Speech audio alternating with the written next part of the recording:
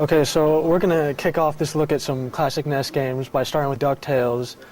I'm just gonna take a look at a few of the levels and kind of show why this game was so awesome. One of which is because you are pogo sticking off an ape's head.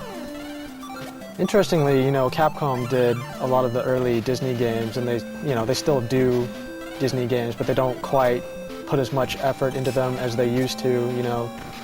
DuckTales is probably one of the first really solid Capcom Disney games, which was followed by Chip 'n Dale's Rescue Rangers, which is also quite excellent, I might add. But part of the reason why this game is so appealing is just, you got really hardcore platforming stuff here, jumping over spikes and trying to collect as much treasure as you can, which really, didn't do anything in the game, but it was just, you felt really good after getting $5 bajillion in one level. And, the whole Uncle Scrooge's cane really came into play well in the game. You could do the pogo stick thing, which you've been seeing here. You can also do this really rad golf club thing. You can even see his little tail feathers wagging there. It's some nice detail. So I'm gonna go up here. Just gonna try and find Launchpad, who will take me back to the Uncle Scrooge's lair, or whatever he calls it.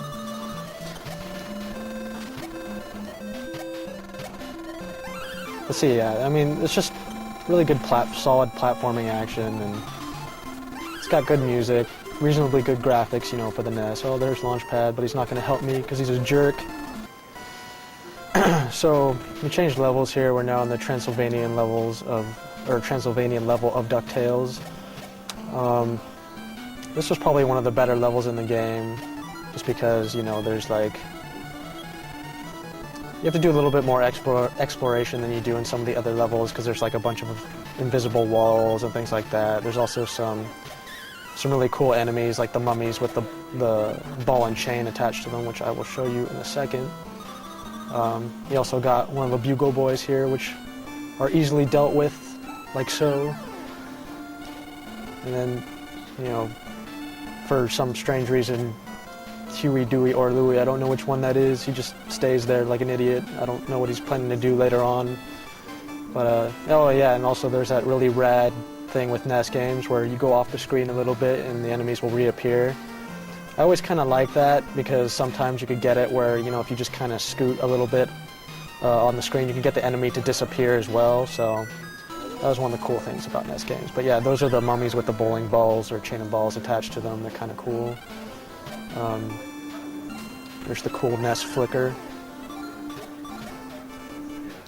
So there's definitely a lot of cool things about DuckTales. And for the time it was, it wasn't exactly the most groundbreaking game, but it was just an example of a game that was just a lot of fun. It's designed really solidly.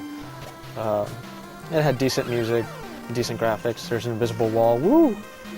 Yeah, and then you do all these crazy mirror tricks, and eventually you get to the boss. So that's it for DuckTales. So now we're taking a look at one of the first Simpsons games for the NES, which, at the time I thought it was kind of dope, but, looking back, this game is pretty much just garbage. The whole story is that, space mutants have taken over Springfield, and for some inexplicable reason you have to go do a bunch of random stupid stuff, like spray paint trash cans and yeah, really wasn't the greatest game, and still isn't the greatest game. It's just that it's one of the first Simpsons games that I feel compelled to play it. What was sort of weird about it too is there were a bunch of little things you could do, for example right here you could put quarters in the phone booth, and you can do one of Bart's classic prank calls into Moe's.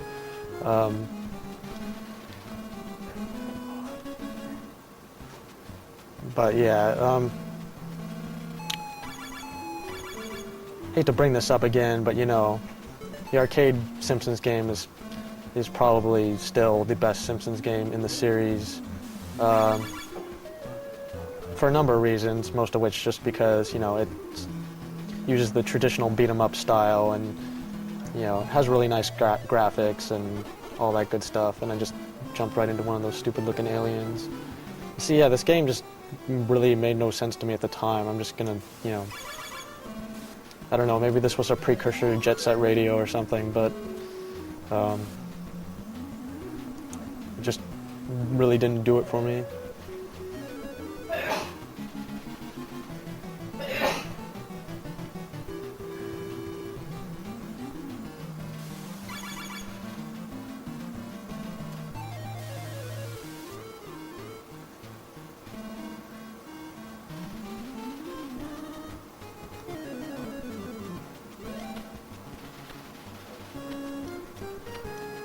Yeah, that's right, you have the X-ray specs here, which don't come into play till a little bit later on.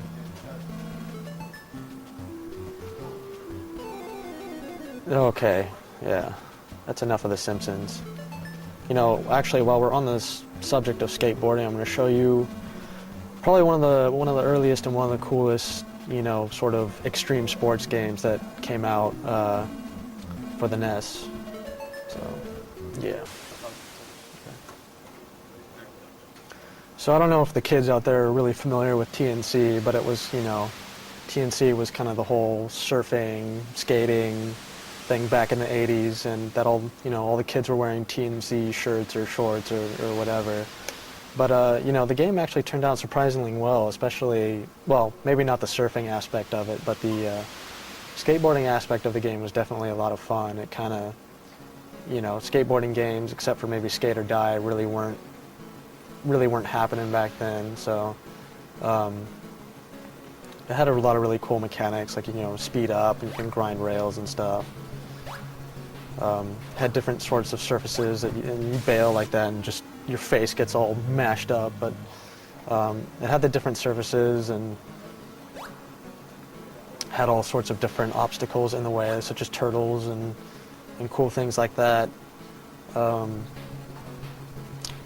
And it had these rad jumps, which were kind of hard to time back in the day, but after playing this game 5 zillion times, you kind of get used to the whole timing aspect of it. And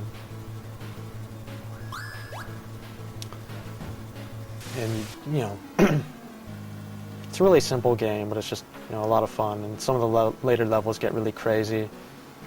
And the levels are also really short. One thing that always bugged me about this game was like the extra life meter that you just saw down the bottom of the screen. It really made no sense. Like you just get like these extra lives as you're going through the game, presumably based on the points that you're getting, but like every time you would bail, like you would lose like 10 lives or something, or like 5 lives, and it never really made much sense to me back then. It doesn't make much sense to me now.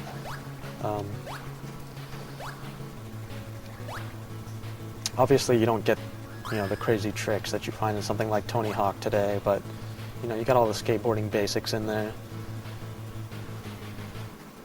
Oh, see, oh geez, fell right in the pit. That's not good.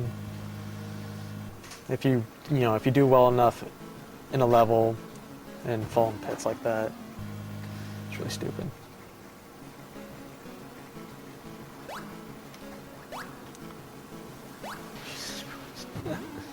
Oh god, why am I sucking so bad? Alright.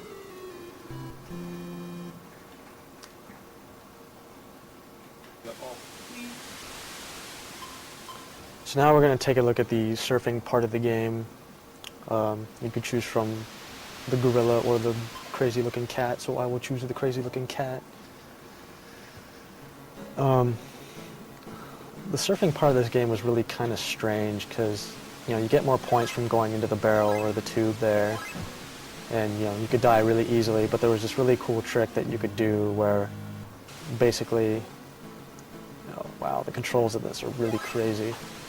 There's this trick you could do where you could basically just ride the wave, just keep going forward, and eventually you would, finish the wave. I'm not really familiar, or don't really remember how to control this as well. So I'm dying a lot. Oh, look at that guy on the tube. He is hilarious. But yeah, that's the surfing part of TNC. And, this is a really simple game. It was also one of the better, just simple, fun NES games.